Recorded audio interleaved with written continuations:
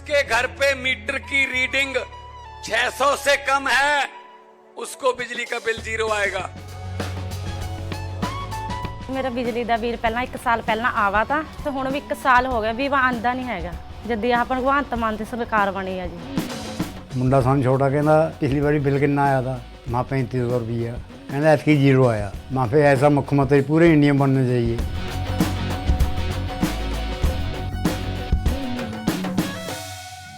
केंद्रीय बजट से हिमाचल प्रदेश के किसानों और बागवानों को काफी उम्मीदें हैं।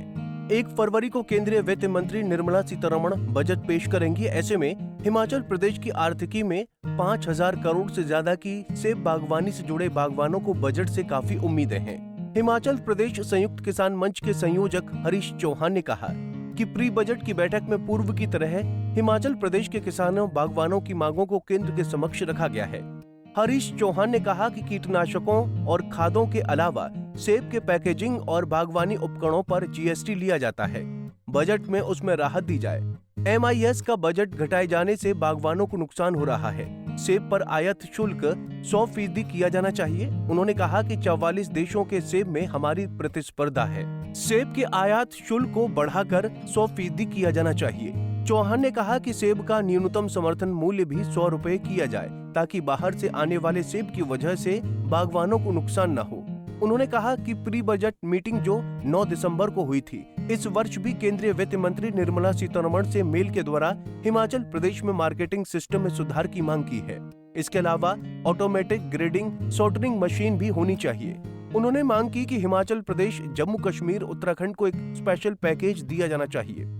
देखिए, हिमाचल प्रदेश में हमें बड़ी उम्मीदें है किसानों बागवानों को, खासकर जैसे कि हमारा जो है हिमाचल प्रदेश में जितने पेस्टिसाइड फंजीसाइड्स है उसके ऊपर जीएसटी लगता है। चाहे टूल्स है हमारे, चाहे मशीनें हैं, सबके ऊपर, चाहे जालियां हैं, एंटी हेल नेट्स है, चाहे हमारी जो अन्य उपकरण है आपके, चाहे पॉली हाउसेज है या पैकेजिंग मटेरियल है, हमारे जो एप्पल पैकिंग के लिए बॉक्सेस आते हैं, तो हमने केंद्र सरकार से आग्रह किया है कि उसको जो है पूरी तरह से एग्जम्प्ट किया जाए जीएसटी। और इसके अलावा MIS का जो पैसा, मार्केट इंटरवेंशन एक स्कीम है जो भारत सरकार की लगभग 15-16 राज्यों में है, उस स्कीम में भी जो है वो पिछली 2 वर्षों से जो है उसका बजट जो 1500 करोड़ के लगभग हर वर्ष हुआ करता था, मात्र केवल 1 लाख रुपए रखा गया केंद्र सरकार के द्वारा। उसका नुकसान भी हम किसानों बागवानों को हिमाचल प्रदेश में सीधा हो रहा है सेब बहुल क्षेत्र में, क्योंकि सेब के ऊपर MIS का की यहाँ स्कीम चलती थी, उसमें बहुत मुश्किल एक वक्त आ गया है हम किसानों बागवानों का। तो हमने केंद्र सरकार से ये आग्रह किया है कि उसको दोबारा से बहाल किया जाए। इसके अलावा जो आयात शुल्क है 100% किया जाए। 44 देशों से हमारी प्रतिस्पर्धा है और जो हमारा मिनिमम इंपोर्ट प्राइस है उसको भी 100 रुपए किया जाए, ताकि जो बाहर से सस्ता सेब आता है वो हमारे डोमेस्टिक सेब के ऊपर जो है उसका सीधा नुकसान ना हो। हमने प्री बजट मीटिंग में ये आग्रह किया है। 9 तारीख को जो दिसंबर की प्री बजट मीटिंग हुई थी उसमें पिछले हम 4 साल से जो है मैं उसमें भाग लेता रहता था, लेकिन इस वर्ष किसी कारण उस पर भाग नहीं ले पाए। तो इस वर्ष भी हमने आग्रह किया आदरणीय निर्मला सीतारमण वित्त मंत्री जी से मेल के थ्रू कि भी हम लोगों को जो है इसमें सीधी राहत दी जाए। साथ में हिमाचल प्रदेश में जो मार्केटिंग सिस्टम है उसमें सुधार किया जाए, उसका फायदा सीधा किसानों बागवानों को होगा। कोल्ड चेन है, चाहे अन्य रेफ्रिजरेटर वैन्स का जमाना है या ऑटोमेटिक ग्रेडिंग सॉर्टिंग मशीन्स है, तो ये सारी चीजें जो है इस तरह का हिमाचल प्रदेश को, जम्मू कश्मीर, उत्तराखंड को एक स्पेशल पैकेज जो है वो अलग से दे दिया जाए जिसका कि सीधा ही फायदा होगा। इसके अलावा भी अभी सरकार ने एक नई जो है राहत हिमाचल प्रदेश को MIDH में दी है, जिसमें कि नई प्लांटेशन लगाने के लिए जो है 1 लाख से लेकर लगभग 3 लाख के करीब जो है उसमें हाई डेंसिटी की अलग है और ट्रेडिशनल की अलग है, राहत दी है। उसका हम धन्यवाद करते हैं और उम्मीद रखते हैं कि इस बजट में हम हिमाचल प्रदेश के किसानों बागवानों को, उत्तराखंड कश्मीर के किसानों बागवानों को निश्चित रूप से कोई फायदा होगा। धन्यवाद। जय हिंद, जय किसान। वहीं अन्य बागवानों का कहना है कि बागवान सब्सिडी के लिए फॉर्म तो भर देते हैं, लेकिन समय पर कुछ नहीं मिलता है।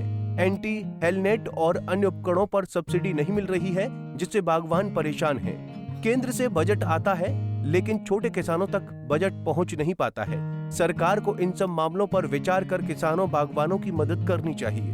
उम्मीदें तो किसानों को हर साल ही रहती है।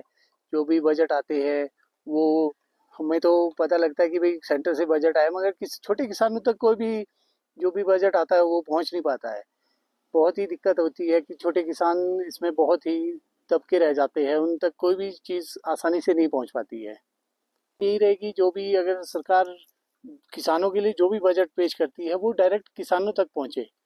इसमें छोटे किसान तो ऐसे है कि उन तक सिर्फ कागज़ों में ही होता है कि भाई ये आप फॉर्म भर दीजिए, सब्सिडी आएगी, मगर वो सब्सिडी आती नहीं है।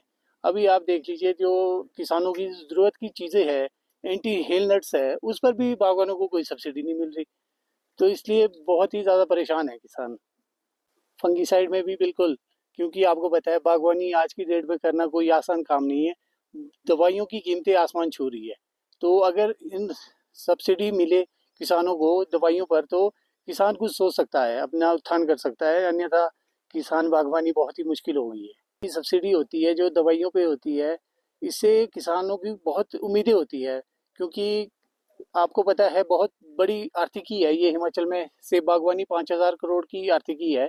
तो अगर हमारे युवा जो भी किसान बागवानी की ओर जा रहे हैं, अगर उनको डायरेक्ट सब्सिडी का लाभ मिले और दवाइयों पे जीएसटी वगैरह थोड़ा कम हो, तो हमारा जो युवा है वो इस तरफ जा सकता है, क्योंकि इसमें एक अच्छा विकल्प मिल जाता है कि अर्निंग का एक अच्छा साधन है।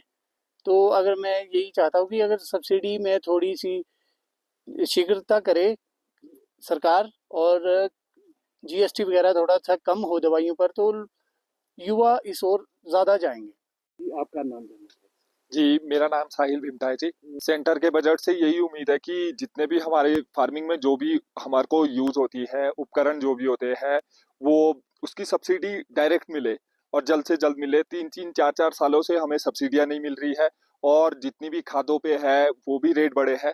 तो हम उम्मीद करेंगे कि उस पे भी सब्सिडी गवर्नमेंट बढ़ाए, ताकि हमें कम से कम सस्ते से सस्ते दामों पे खादें मिले और अच्छी तरह से हम बागवानी कर सके। जितनी भी अच्छी टेक्नोलॉजी की खादें आ रही है, बाहर से कोई आ रही है, उस पे भी गवर्नमेंट सब्सिडी दे। बागवानी में तो हमारा फ्यूचर थोड़ा सा भी तो डार्क ही है, क्योंकि एक तो जितनी भी चीजें हैं, जीएसटी भी काफी हो गया है और जो बाहर से इंपोर्टेड सेब आ रहा है, बागवानी के लिए वो बहुत बड़ा खतरा है, क्योंकि हमारी बागवानी उस लेवल पे नहीं पहुंची है कि हम उनको compete कर पाए अभी। तो इंपोर्ट ड्यूटी बढ़ा दे और हमारा अच्छे दाम से हमें प्रॉफिट हो, थोड़ा बहुत फायदा हो, नहीं तो बागवानी वहीं की वहीं रहेगी और नीचे आती रहेगी।